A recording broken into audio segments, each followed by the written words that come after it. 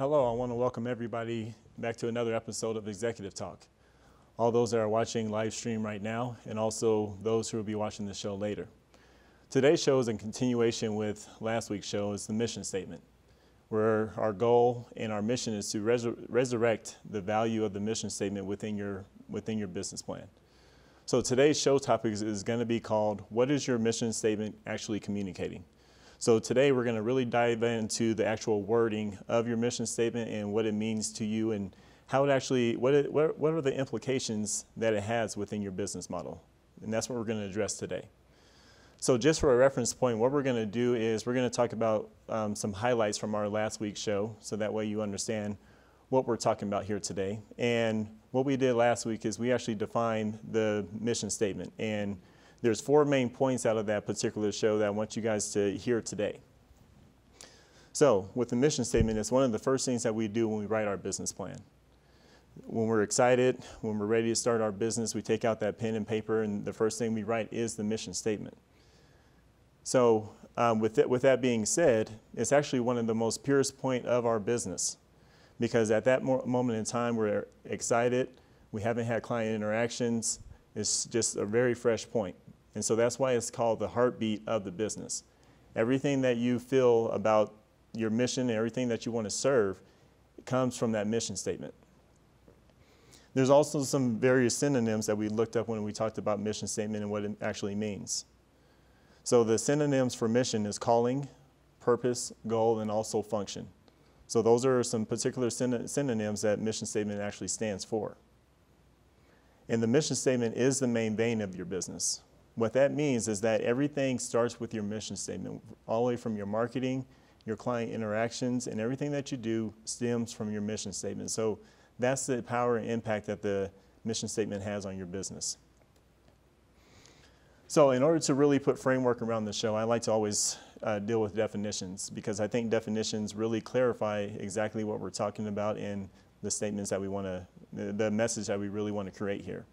So let's go ahead and define communication. So the definition of communication is a two-way process of reaching mutual understanding in which participants not only exchange information, news, ideas, and feelings, but also create and share meaning. In general, communication is a means of connecting people or places. Now, when I looked up this definition of communication, what came up is just the Business Dictionary, which I didn't know there was one, but there is. So this is what it came up with. So let's go ahead and break down this definition. We have a two-way process, so that means from one party to the next, reaching a mutual understanding. Okay, so the goal of any type of communication is to reach a mutual understanding in which participants can exchange information, news, ideas, and feelings, but also create and share meaning. So with the meaning, that's a feeling, that's a value point, which is congruent with the mission statement. And also in general, communication is a means of connecting people or places. So let's go ahead and redefine the mission statement. In our last show, in our last segment, we came up with the definition of the mission statement. And the definition is a formal summary of values and goals to clearly outline who the company, group, or person is and what it wants to do. So just to break that down, it's a formal summary. So any good mission statement is a summary of the values and goals. And the key element is values and goals. So that goes back to the synonym, which is the purpose, the calling of what you're doing, of your particular mission. To clearly outline who the company, group, or person, so no matter if it's a company, group, or person, it needs to clearly outline who those people are and what it is that it wants to do. So what is the purpose? What is the function of that company? So what I did is try to be just a little bit creative with that, and I took communication, also the mission statement, and I came up with I combined the definitions, and this is what I came up with. It's a two-way process which participants not only exchange values and goals, but also communicate as a means to connect their party to another person or place. So when you think about that in your daily interactions, when you're trying to do business or generate business with somebody else, your goal is it's a two-way process. So you have the communication where participants are exchanging values and goals. So that way, when you're sitting down with somebody, you're exchanging your values and goals. But also it's also to communicate as a means to connect the other party to another person or place. So the mission is to get that person to the next place or person. So what we're going to do is I created a mission statement, and it's of nobody's specific company, but the true reason why I'm saying that is because I have our company XYZ. So there is no true company here. But I came up with the mission statement. And what we're going to do with this mission statement is find out what exactly is this mission statement really communicating. Because there's a lot of implication behind the words. So our company XYZ is a leader in new age electronics that will take today's business owners from a place of being stagnant to a place of speed and profitability. We will have a staff that supports a worldwide infrastructure for maximum results for the client base we serve. So when you hear that mission statement, right off the top, it sounds like a very, very strong mission statement. There's a lot of, so this company wants to be the leader, okay, in electronics, and it wants to take today's business owners from a place of being stagnant to a place of speed and profitability. Okay, so that's really good. I mean, what company doesn't want to be part of a company that wants to take business owners from a place of being stagnant to a place of speed and profitability? That's a huge deal. And we will have staff that supports a worldwide infrastructure for maximum results for the client base we serve. So when you think about that, so this company is already saying that they want to hire people because they're going to have staff, and it supports a worldwide infrastructure. So that means that they're going to have an infrastructure set up where the people within the staff have opportunities for growth, to travel, to be in a new country, and also work for the same company. There's going to be a lot of opportunity for salespeople to travel to other companies. So there's a lot of opportunity within this company. And maximum results, that means that this particular company is looking for maximum results. So they want to be a billion-dollar company possibly. They definitely want to take it to the next level and really be the leader in this industry, and based on the mission statement. So there's a lot of good possibilities. So the question is, what could be happening also behind the message? Because we have a lot of good things, but also what are the implications behind some of the wording that we see in here? So let's go ahead and discuss this company's values and goals. So what is the company's underlying message? The company's underlying message is business owners are stagnant and they need to get with the times. We saw that in the mission statement here, that our company XYZ is a leader in new age electronics that will take today's business owners from a place of being stagnant to a place of speed and profitability. So the company's underlying message is, again, business owners are stagnant and they need to get with the times. So what is their value point? So the value point is another word for their brand. What exactly are they saying out here? So it's to help the stagnant business owners into a place of speed and profitability. That's their brand. So when you go out into the marketplace and you meet this XYZ company, their business cards, their presentation is going to point towards this value point in their brand of the stagnant business owner is in a place of speed and profitability. So how big does this company feel like this problem is? So how big is the stagnant problem? It's a worldwide problem. Based on the mission statement, they will have a staff that supports a worldwide infrastructure for maximum results for the client base we serve.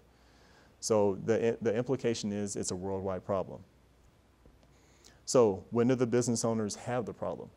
Today. So they're talking about today's business owner, that every day going forward, today is the day that the business owner is stagnant and needs the speed and profitability. What is the problem? What is the problem? Business owners are stagnant. So what we have to look at is, what are the key words and what are their implications? So the key words within this mission statement are infrastructure, leader, worldwide, maximum, business owner, speed and profitability, and also stagnant. Those are some of the main words that when I was going through this mission statement that I created, those are the words that popped out. And let's figure out what the implications could be on the back end. So what is the mission statement actually communicating? So leader.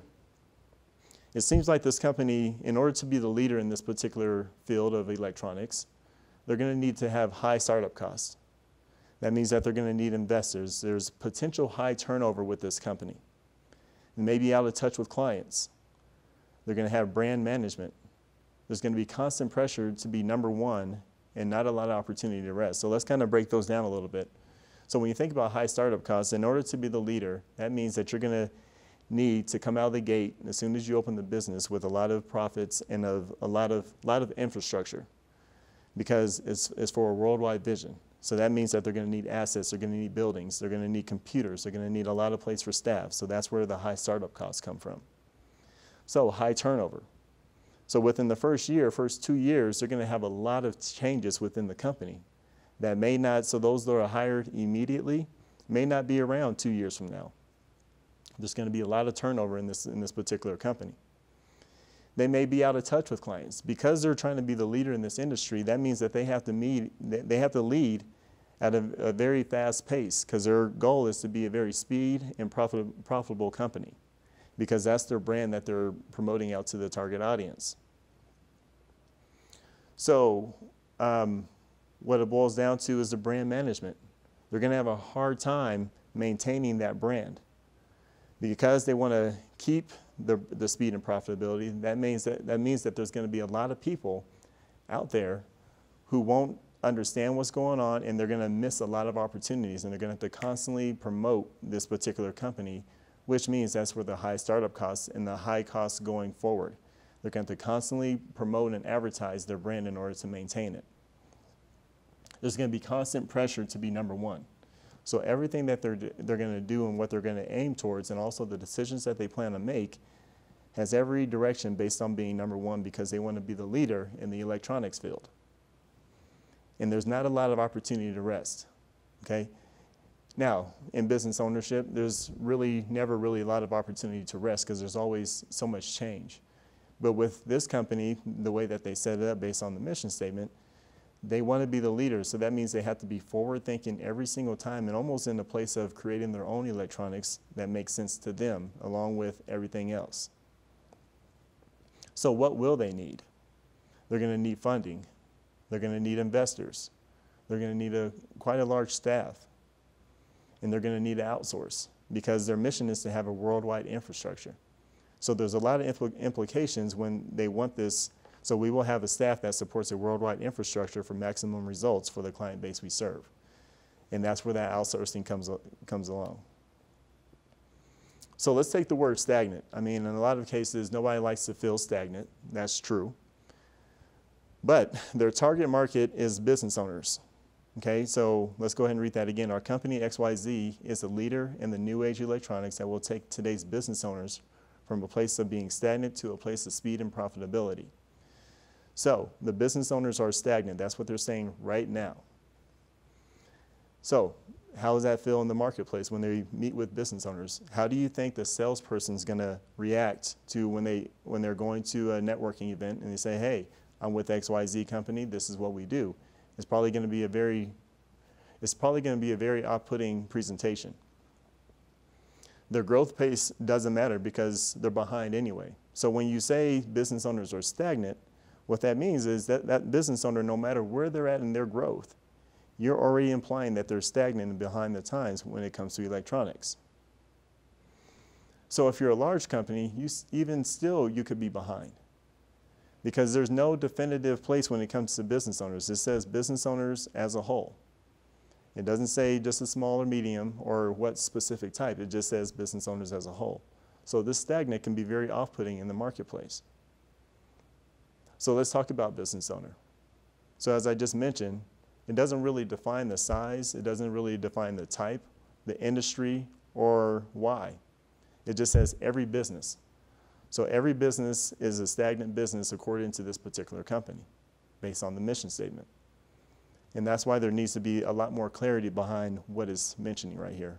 But just based off the mission statement, that's what's being promoted. So it could come off very off-putting when it comes to the business owners and how they receive this message. So let's take the word maximum, okay?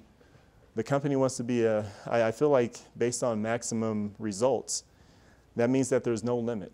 Something so good could actually turn out very bad, because this company will probably do whatever it takes to reach $1 million, which will then create this company to be a multi-million-dollar company, which this company will want to end up in return becoming $1 billion company. So there's no end to where this company wants to go. That could be good or bad, but it could be very off-putting again. So it probably wants high recognition. It probably wants to be on the CEO probably wants to be on Forbes magazine, probably wants to be on TV, probably wants to be interviewed everywhere. This company is very money motivated, obviously, with the maximum results. So what about marketing?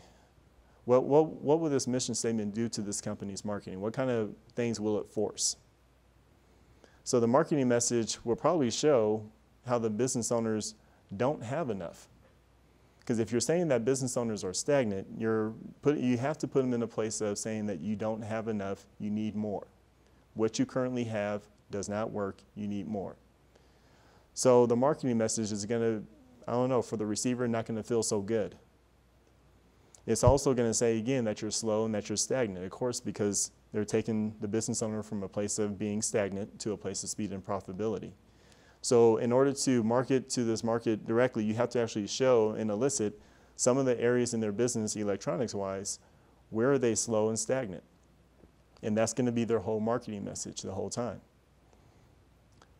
The marketing message probably at the end of the show, or probably during the beginning of their commercial, is probably going to say, go fast. It's probably going to say, get there now, because you're ready. You need this electronics now. Which means that the company will probably have to constantly remind this clients why they're choosing their particular service. So for example, when you have such a marketing message where you don't have enough, if XYZ company is telling you don't have enough, but then this company B comes over here and says, well, you have enough, all you need is this, and that will last you for years. What you'll have to constantly do is prove to this client why they don't have enough, and also put them in a position to purchase all the time. And for that, this company XYZ, in order to maintain their brand and also the relationship with the client, they have no choice but to market this way. And that does not feel good, but that's where this company, based on its mission statement, that's what the implications are, and that's where it's going to take the company's decisions. Whereas company B, the company B is going to come to a point where they want to say, we can do this, we can do it better, we can do it for a less cost, and you don't have to do what XYZ and constantly buy over and over again. We want to get you right now with the right price, and that's where your competition will say, this is where we differ from that company that you're with currently. So this mission statement is very dangerous. So let's talk about the salespeople. How would a salesperson react to this particular company based on their mission statement?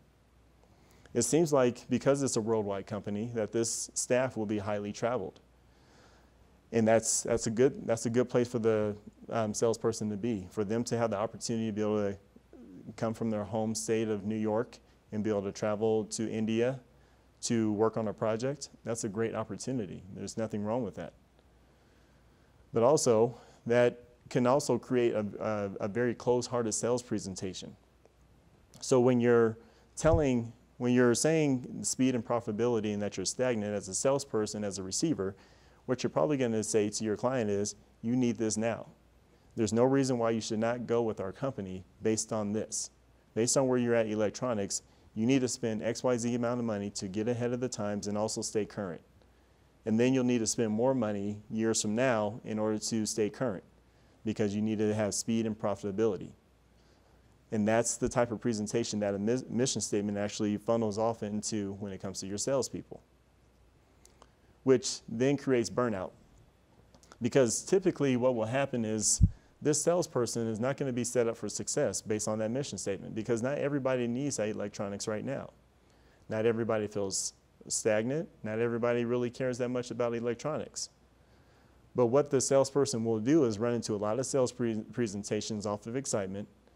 And then once he or she feels the rejection that, no, I don't really need it, no, I don't really need it, but you're being told at the home office, based on this particular company, that no, they do need it, they're just not your right client, just keep going, it creates a lot of frustration within your salesperson, and which will create that burnout. So you really have to be careful based on this mission statement on how it's presented.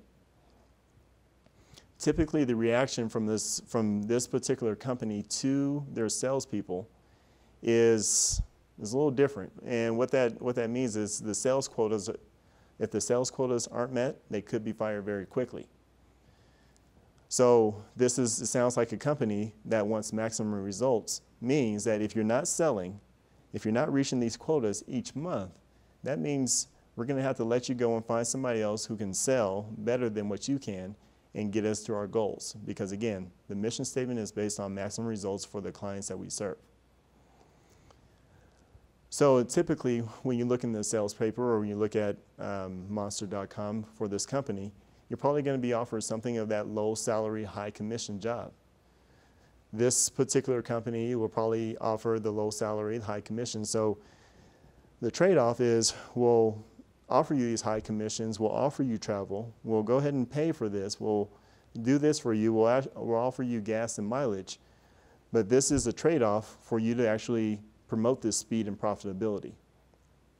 That's the type of presentation that this mission statement does for a salesperson as well. So what about the clients that you serve? You know, a lot of business owners, one of our main missions is to have loyal clients. Okay, everybody loves loyalty, everybody wants it, everybody wants to receive that from their clients, and all the hard work that you put in to get the client, you also want that level of loyalty to retain that client. But you'll always be missing a level of loyalty within this mission statement because it's a very churn and burn.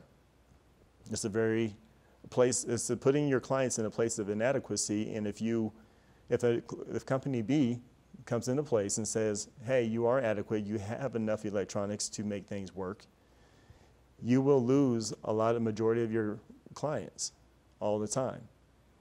But I think this particular company, based on how their mission statement is set up, is that they realize that it's just today's business clients. So if that client is gone, well then today there's so many clients out there that need our services, we won't really need to deal with it anyway. So that lack of loyalty from this company XYZ and the clients is very big. And there's a huge problem right there. So that is that churn and burn relationship. So in that churn and burn relationship is just relative to that particular moment, and that's what the problem is when it comes to this relationship. So another area is worldwide. Okay, not a bad scenario to be able to travel worldwide and make your business grow everywhere. But that requires outsourcing. Outsourcing is relative to the client experience, because sometimes you don't want to call that 1-800 number and have that interaction that you don't quite understand. Okay, it's going to be high travel. So high travel is a good thing, but also high travel means that there's a lot of flying back and forth, there's a lot of costs that's on your business, and there's a lot of pressure, financial pressure. That's a lot of employees to manage, okay? That's your payroll. That's your vacations. That's everything managing all the way from upper management to senior management to everything that is necessary in order to maintain this business model. That's a lot. And also, it creates quite a bit of loss. So if things get bad, when you make a decision to lay off people, you won't just lay off 2 or 3 people. You'll probably lay off a huge chunk at one time. And it could be catastrophic to a lot of people. So, and also, it creates since you're going to have a lot of assets out there in the marketplace, meaning a lot of buildings, it's going to put you in a place where you have to lose and sacrifice assets as well. So there's quite a bit of loss that this infrastructure creates. So the infrastructure is set up for worldwide, which means high staff, high debt. It means there's going to be buildings, constant change, and it'll take quite a bit to maintain the business model. So the last part of it that concerns me the most is we serve. It's not the fact that we serve is actually a very good statement. We serve is part of the mission statement, and the key word is serving. So if you're serving, that's good, but let's think about the place of where it's placed at within the mission statement. It's a very small detail, but it could mean quite a bit. We serve is last. Okay, so when we look at the sentence, we will have a staff that supports a worldwide infrastructure for maximum results for the client base we serve. It's last. Why is that not in the very beginning? So it's, if people receive this and read it, what the implications could be that this company could be this is a very self-serving mission statement. And that's the problem behind the words of this mission statement. It's not that it's a bad mission statement, but there's a lot of open areas in this mission statement that can really have you questioning the integrity of this company. So what I want for you guys to do, because next week we're going to continue on, this is going to be our third part of the series next week, and we're going to really end this on a good note. But I want you guys to really think about today's message and think about your mission statement and pull it out again. And I want you to think about the implications that you may be speaking without trying to say it. And really, if you have an opportunity to change it, go ahead and make those changes and make that opportunity so you're sending the right message. But today's show, we're going to go ahead and end it. I want you guys to look us up on our social media. Under Facebook, we have Executive Talk. LinkedIn, under Maurice Washington. In our meetup group, we have Executive Business Talk TV show. And also on Instagram under Executive Talk, and you'll find more updates on there, and you'll actually find today's show. But other than that, I want to say thank you for taking your time today, and we'll see you next week.